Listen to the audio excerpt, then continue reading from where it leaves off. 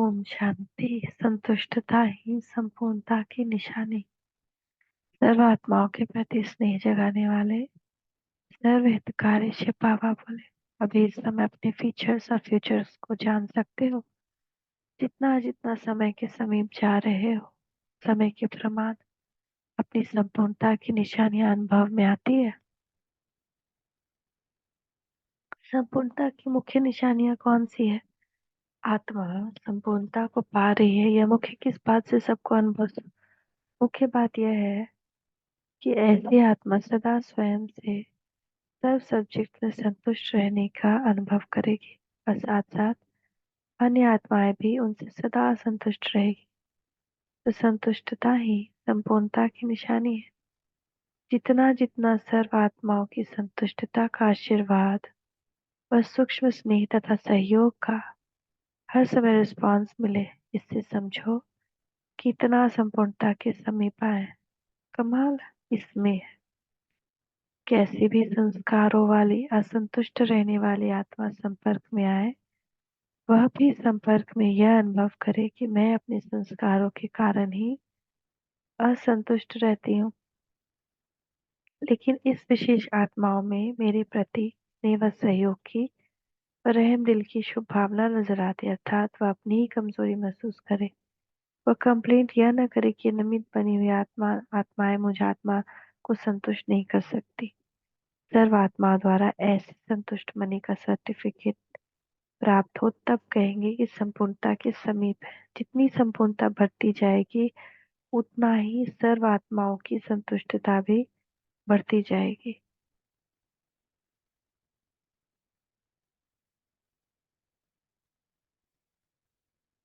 जितना जितना आत्मा आपसे संतुष्ट रहने लगेंगी ना, उतना तो ये बड़ा विचित्र कर्म का लेखा है, जो बाहर से कुछ और नजर आता है लेकिन अंदर वो कुछ और है। इसलिए कभी भी बाहर के लहर को देख करके उसको जज नहीं करना चाहिए।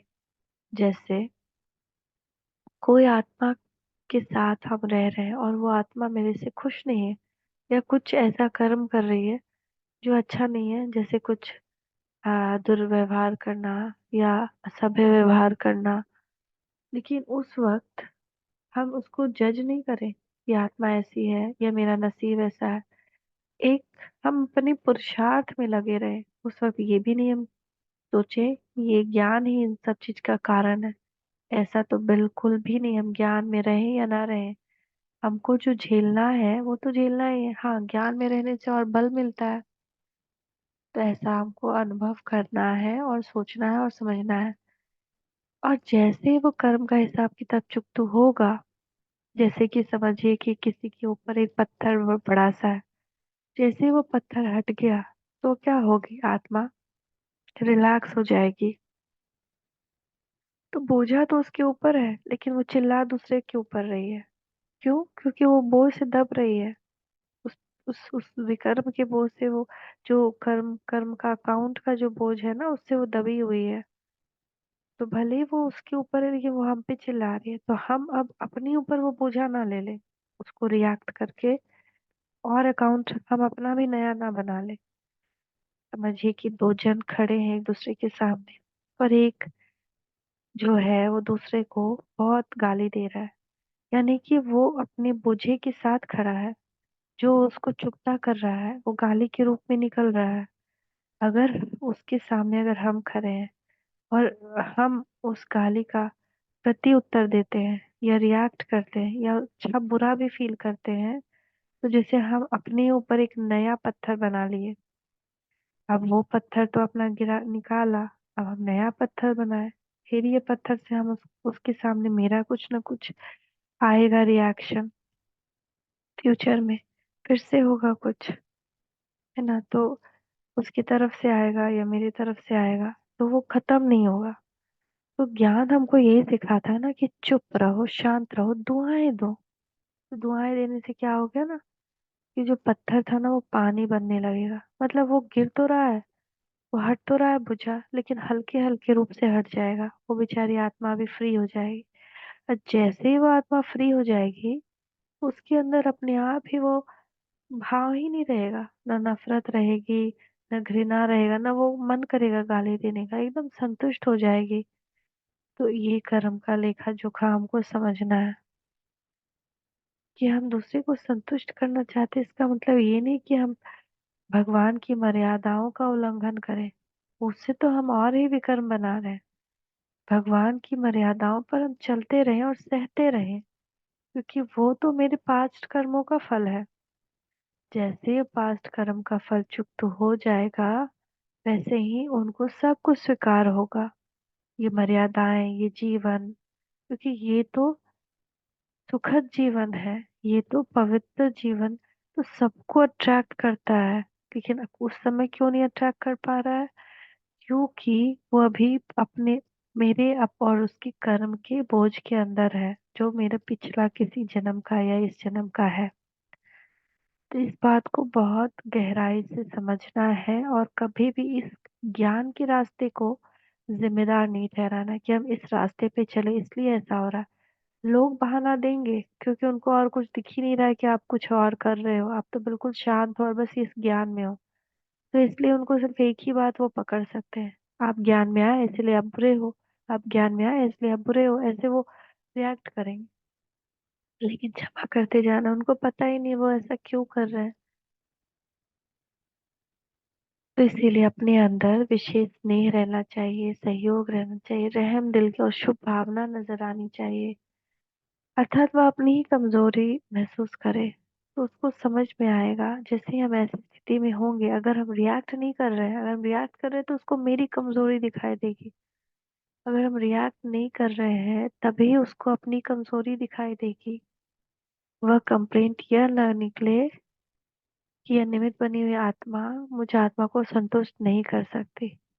सर्वात्माओं द्वारा ऐसे संतुष्ट मणि का सर्टिफिकेट प्राप्त हो, तब कहेंगे संपूर्णता के समीप है।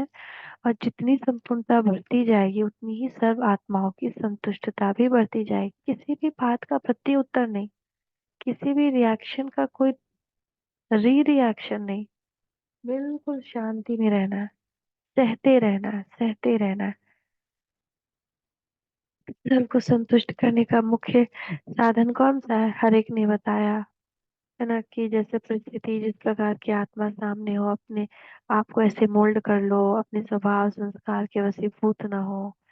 स्वभाव और अथवा संस्कार ऐसे अनुभव हो, जैसे स्थूल रूप में जैसा समय वैसा रूप, जैसा देश वैसा भेष बनाया, ऐसे सहज अनुभव होता है। ऐसे अपना स्वभाव संस्कार को भी समय के अनुसार परिवर्तन कर सकते हो।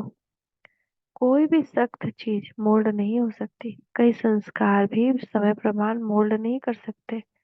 कभी कभी हम अपने संस्कार को मोल्ड नहीं कर पाते ना, एकदम नहीं, इसने तो बुरा कहा है इसलिए मैं बुरा मानूंगी ही, ये संस्कार है ना। इसीलिए ऐसे इजी संस्कार हो कि जैसा सब वैसा बने, नहीं ठीक है चलो जाने दो, ऐसा वाला इजी वाला।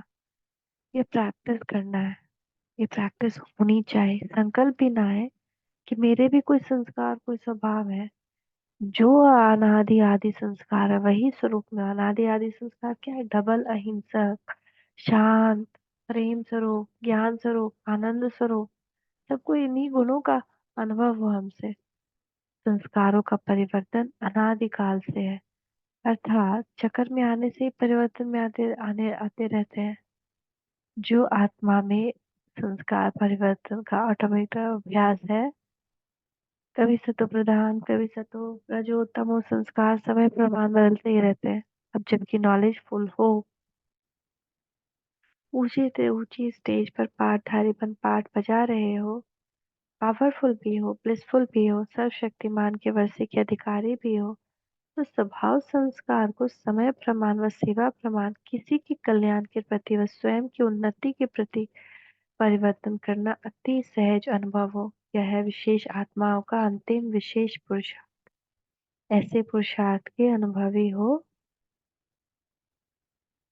ऐसे संपूर्ण गोल्ड बने हो, इससे अपने नंबर को चेक कर सकते हो, अपने संगम युगी भविष्य रिजल्ट को जान सकते हो कि हम कितना परसेंटेज इसमें आगे आए हैं, उतना ही हमारा भविष्य का राज्य या पद है।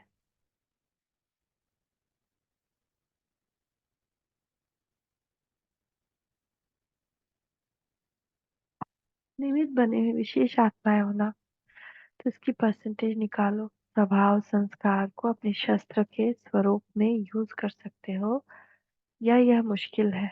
इस बात में सफलता की कितनी परसेंटेज है? दूरबाज खुशबाज वाला नहीं, किनारा करने वाला नहीं, संपर्क में आते हुए संबंध में रहते हुए स्वयं ही अपना संपर्क संबंध बढ़ाते सफलता मूर्त बने, तब नंबर आगे ले सकते हैं। बेहद के मालिक का बेहद से संबंध चाहिए ना, वो कैसे होगा?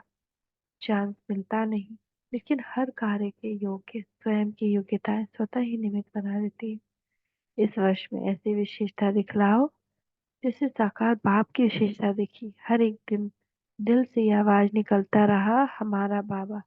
चाहे पच्छड़ माल हो, फिर भी हमारा बाबा। पच्छड़ माल तो कहीं और सुने। यह अनुभव हर आत्मा का रहा। ऐसे सर्व विशेष आत्माओं के प्रति जब तक सर्व आत्माओं द्वारा यह स्नेह का व अधिकार का अपनेपन का आवाज न निकले, तब तक समझो कि विश्व के मालिकपन के तख्त नशीन नहीं बन सकते। ऐसी सफलता की निशानी दिखाई दे। हर एक अनुभव करे कि विशेष आत्मा विश्व कल्याण के प्रति है, संपूर्णता की निशानी। अच्छा है।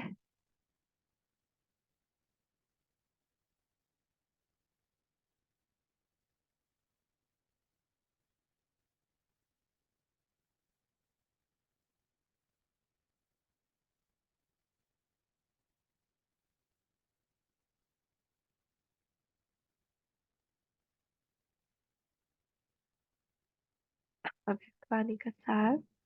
मीठे मीठे बाप दादा को हम बच्चों का याद प्यार गुड मॉर्निंग, नमस्ते, शुक्रिया व शुक्रिया। भविष्यवाणी का सार है, जब आप सभी सब्जेक्ट में संतुष्ट रहने का अनुभव करेंगे, ज्ञान योग धारणा सेवा, तभी अन्य आत्माएं भी संतुष्ट रहेगी। अब संतुष्ट मनी का सर्टिफिकेट प्राप्त करो। कोई भी सख्त चीज मोल्ड नहीं हो सकती, इसलिए संस्कार ऐसे इजी हो कि जैसा समय वैसा स्वयं को बना सके। ओम शांति, ओम शांति।